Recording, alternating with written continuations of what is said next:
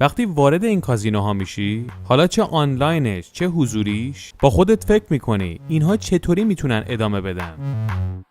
اگر یه مقدار منطقی فکر کنیم، کازینوها باید درشون بسته بشه، چون آدمهای بسیاری وارد کازینوها میشن و پولاشون رو از دست میدن و 1% خیلی کمی هم به طور موقت بعضیا برندن، در صورتی که اونها هم در نهایت میبازن.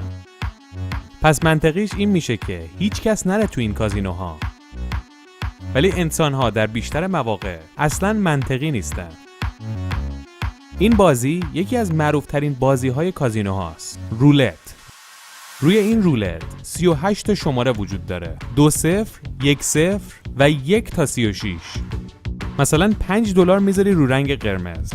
اگر رولت روی رنگ قرمز وایسه، پول شما 2 برابر میشه. اما اگر بیفته رو هر شماره‌ای با رنگ سیاه یا 0 و 2-0، هیچی برنده نیستی، $5 رفته.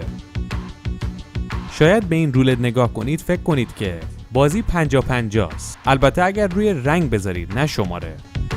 اما 50-50 نیستش، چون 0 و 2-0 هم وجود داره. شانس برد بازیکن رو رسونده به 47.4%. این صفرها برای این گذاشته شده که در آخر روز حساب کتابو که میکنن کازینو برنده باشه. یعنی هول و هوش 52% خورده کازینو برنده است، 47% خورده ای هم بازیکن برنده است. یعنی هر $100 که روی این میز رولت بازی میشه، در اصل $5.20 گیر کازینو اومده. این چیزی نیستش که ما بگیم. خیلی هم میدونن که بازی قمار در نهایت باخته. ولی با این وجود کازینوهای دنیا در طول سال $500 میلیارد سود میبرن. این محاسبه شده است ها که مبلغ بیشتری از این سود تو این شهر توزیع میشه، لاس وگاس. مانی خلاص. حالا برعکس قمار، شرکت‌های بیمه قرار دارن. اونها قمارشون برعکسه. یعنی وقتی شما با شرکت بیمه طرف میشین، شرکت بیمه قماربازه، شما کازینوین. چون شرکت بیمه میگه $1000 در سال به من بده، من شرط میبندم که اگر مشکلی برات پیش اومد 10 برابرشو بهت میدم. با اینکه 10 برابرشو میده، اما اون از هزاران نفر این پولو میگیره و اگرم قرار باشه خسارتی بده، درصد کمی از پولهای مردم رو برمیداره، خسارت‌ها رو میده، بقیه‌اش هم سوده. مثلا شرکت متلایف که بزرگترین شرکت بیمه دنیاست، سال گذشته $37 میلیارد از مردم پول گرفته. ولی این شرکت به این بزرگی کل هزینه‌هاش و خسارت‌هایی که به مردم پرداخت کرده $36 میلیارد بوده و این وسط $1 میلیارد سود کرده. یعنی سود برده.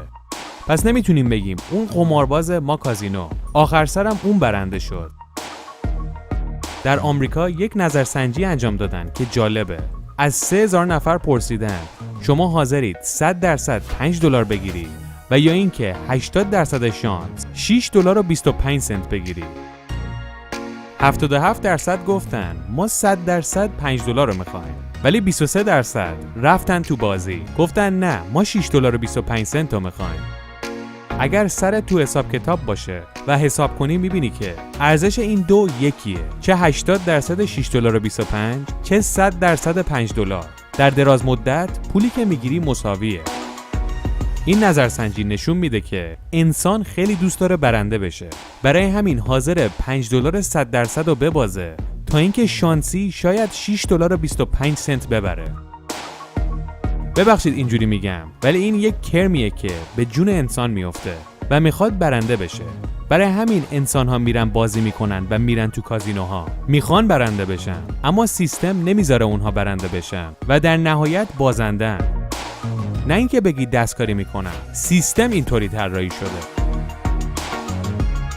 گفتیم که 1/4 مردم حاضر بودن 80% شانس داشته باشن ولی 6.25 بگیرن.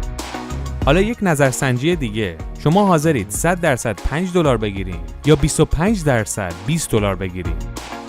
$20 داره قلقلک میده ها، نه؟ این نظرسنجی بین 5000 نفر انجام شده و شاید باور نکنید نیمی از آدم ها گفتن ما همون 25% شانس رو میخوایم ولی $20 بگیریم. حالا یک نظرسنجی دیگه، همون افکاری که همه رو گول میزنه و باعث میشه که مالشون رو از دست بدن. حاضرید 100% $5 بگیرید یا فقط 0.5% شانس اما $1000 بگیرید؟ کدومش رو انتخاب میکنید؟ قبل از اینکه جوابو ببینید لطفاً کامنت بدید. فقط 36% گفتن همون $5 رو بده ما بریم. 64% گفتن بازی میکنیم، همون نیم درصد شانس رو میخوایم، شاید $1000 بگیریم. این نشون میده که آدم‌ها از فرصتی که به دست اومده نمیتونن بگذرن و چنان طمع میگیرتشون که حاضرن نیم درصد شانس داشته باشن اما $1000 بگیرن. و این همون نکته‌ایه که بازیکن‌ها میبازن، کازینوها غول‌تر و غول‌تر میشن و اون آدم‌هایی که میبازنن دوباره میرن بازی میکنن. مشتری از این بهتر میشه، با اینکه پول از دست میده ولی دوباره برمیگرده، به طوری که در نهایت به یک اعتیاد غیر قابل درمان تبدیل میشه. و فکر نکنید این اعتیاد مثلا از اعتیاد به شیشه بهتره یا از اعتیاد به هروئین بهتره. مطمئن باشه که این دست کمی از اونها نداره. این یک مشکل روانی انسانه، با اینکه ته دلش میدونه بازنده است اما بازم میره و میگه شاید برنده بشن. مثل این میمونه که خیلی از هواپیما میترسن اما شانس این که یک صانعه‌ای برای یک هواپیما پیش بیاد خیلی پایینه، اما بازم با این حال یه عده زیادی میترسن. بلیط‌های بخت آزمایی هم که میشناسید که تو خارج بهش میگن لاتاری، اونم یه نوع قماره که میرن $1 میدن که مثلا چند میلیون برنده بشن، ولی شانسش 1 در میلیون هاست. این لاتاری هم دقیقاً مثل قمار اعتیاد داره. خیلی‌ها تو آمریکا هستن که هر روز بلیط لاتاری میخرن و هیچ موقع هم برنده نمیشن. حالا چرا انسان اینطوریه؟ روانشناسان میگن که روان انسان با اینکه میدونه بازنده میتونه باشه ولی بیشتر تمرکز میکنه روی جایزه و پولی که قراره ببره. اصلا فکر نمیکنه که اینجا داره یه چیزی هم از دست میده. بانک‌ها هم برای خودشون یک قماربازیایی دارن. مثلا بعضی بانک‌ها میگن اگر $2000 تو حساب پسندازت بذاری آخر سال 1% سود میگیری و $20 به حسابت اضافه میشه. اما بعضی بانک‌ها میخوان بازی کنن. اونها میگن به جای اینکه $20 جایزه بگیری $20 رو بده به ما و نگی به جاش 0.4% شانس داری تا اینکه $5000 برنده بشی. خیلی‌ها قید $20 رو میزنن و میرن تو شانس $5000. میلیون‌ها $20 رو میگیرن و چند تا $5000 میدن میره. لاتاری یکی از راحت ترین نوع قماره. البته برای کسی که داره لاتاری رو برگزار میکنه خیلی راحت سود میبره. اونها میلیون‌ها $1 رو جمع میکنن، 10% رو جایزه میدن. یعنی یک سود خیلی بی دردسر که دردسرای یک کازینو رو هم نداره. برای همین دولت آمریکا قانون گذاشته که لاتاری رو شرکت‌های خصوصی نمیتونن بزنن، فقط ایالت‌ها میتونن برگزار کنن که سودش اضافه بشه به بودجه ایالت. یعنی یک دلخوشی برای خریدارا باشه که بگن اگرم باختیم خرج ایالتمون میشه.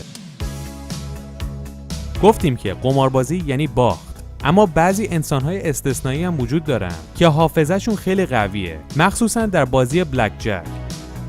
اونها بلک جک که قدیم بهش میگفتن بازی 21 رو کارت‌ها رو به خاطرشون میسپرن و برنده از رو میز بلند میشن.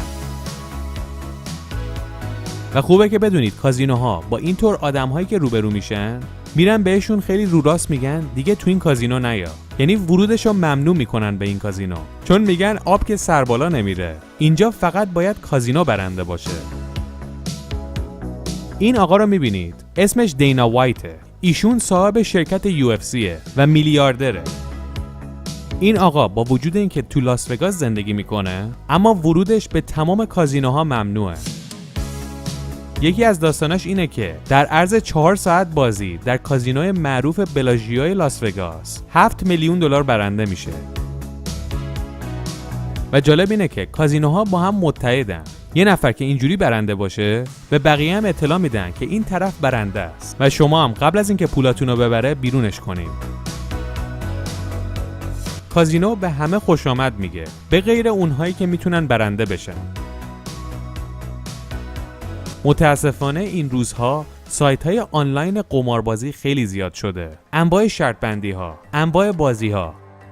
اینترنت اعتیاد به قمار رو شدیدتر کرده، به طوری که خیلی‌ها تمام مال و اموالشون رو از دست دادن.